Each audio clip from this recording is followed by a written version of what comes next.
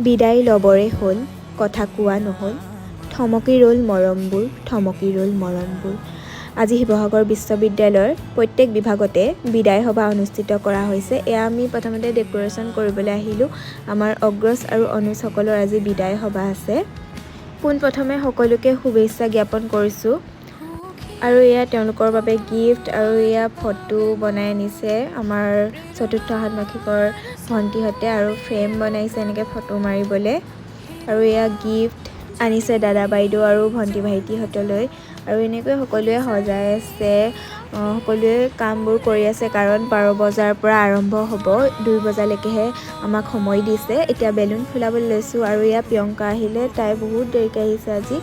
আৰু এতিয়া আমি আদৰিবলৈ সকলোকে ৰৈ আছোঁ ছাৰ বাইদেউসকলো আহিলে